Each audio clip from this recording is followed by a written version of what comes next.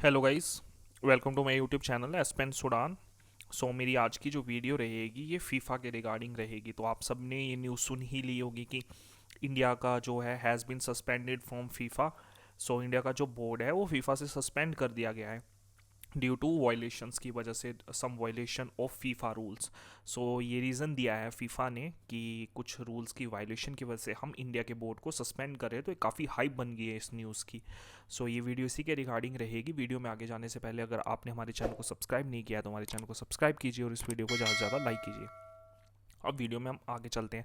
तो आप देख सकते हैं कि फीफा ने हमारे बोर्ड को सस्पेंड कर दिया, जिसकी वजह से क्या हुआ है कि इंडिया जो अक्टूबर मंथ में मेज़बानी कर रहा था अंडर 17 वुमेंस वर्ल्ड कप की, वो भी उनके हाथ से चली गई है।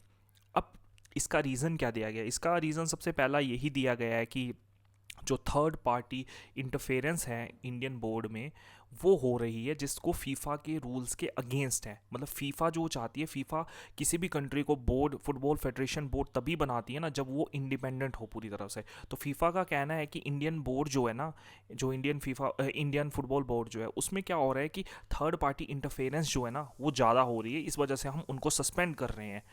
अब ये इन्होंने क्यों कहा?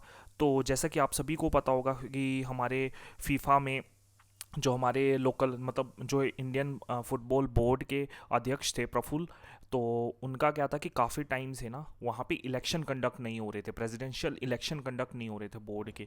तो उसके लिए सुप्रीम कोर्ट ने 3 मेंबर कमेटी का गठन किया था।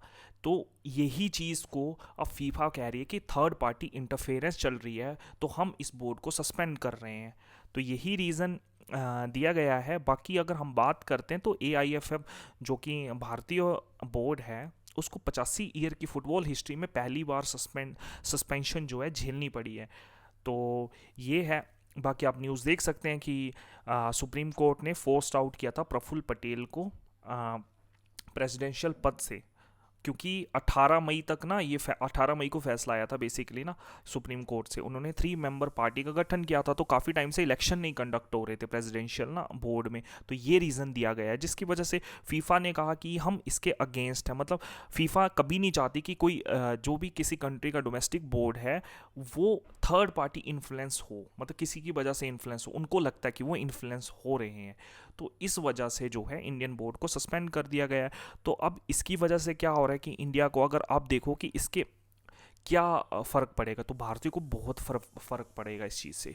सबसे पहले मैं आपको एक रीज़न बताता हूँ, क्योंकि इंडियंस जो है ना, इंडिया फुटबॉल जो है ना, वो ग्रोइंग स्टेज में, हम ग्रो कर रहे हैं धीरे धीरे, काफ़ी ग्रो कर रहे हैं। और काफ़ी कंट्रीज़ मानती भी है कि जैसे जैसे भारत में फुटबॉल जो है डेवलप हो रहा है, जैसे ISL आया, इंडियन डोमेस्टिक लीग्स चलती हैं, जैसे कुछ बहुत पुराने बोर्ड की बात करते हैं, जैसे मोहन बगान की बात करते हैं, तो वन ऑफ द ओल्डेस्ट हमारा जो फुटबॉल क्लब है वो वर्ल्ड का।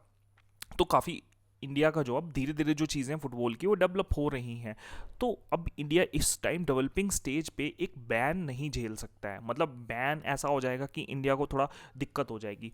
तो इसी वजह से बाकी इकोनॉमिक्स लॉस, क्योंकि कभी भी किसी कंट्री में अगर वर्ल्ड कप हेल्ड होता है, यहाँ पे अंडर 17 का वर्ल्ड कप था, तो काफ़ी टूरिज्म भी बूस्ट होता है, काफ़ी एरियाज़ होते हैं फुटबॉल के, लोकल एरियाज़ भी डेवलप होते हैं, ग्राउंड डेवलप होता है, स्टाफ डेवलप होता है, सब कुछ मतलब डेवलपमेंट होती है। क्योंकि पूरा वर्ल्ड जब गैदर होता है या आना जाना रहता है ना, तो काफ़ी चीज़ें जो होती हैं डेवलप होती हैं। तो ये भी रीज़न था। बाकी इकोनॉमिक लॉस तो हमें काफ़ी रहेगा इसकी वजह से। लेकिन फीफा ने एक चीज़ और भी बोली है साथ में कि हाँ, ये लिफ्ट भी हो सकता है, लेकिन अगर इंडिया बोर्ड जो है चीज़ें सुधार लेता है, अगर इंडिया डोमेस्टिक बोर्ड जो है चीज़ें सुधार लेता है, तो ये क्या है कि ये फीफा की आप स्टेटमेंट देख सकते हैं, however if the ban get lifted in time for the tournament India could still host the world cup. तो ये अच्छी खबर भी है कि अगर इंडिया के बोर्ड से बैन हट जाता है तो इंडिया स्टिल जो है वो अपना, हम जो है होस्ट कर सकते हैं वर्ल्ड कप को। तो ऐसा भी कुछ नहीं है, बस ये है कि चीज़ें जो है टाइम से समेट ली जाएं। आई होप आपको ये वीडियो इन्फॉर्मेटिव लगी हो, अच्छी लगी हो। अगर अच्छी लगी हो तो हमारे चैनल को सब्सक्राइब कीजिए और इस वीडियो को ज़्यादा से ज़्यादा लाइक कीजिए। Thank you guys.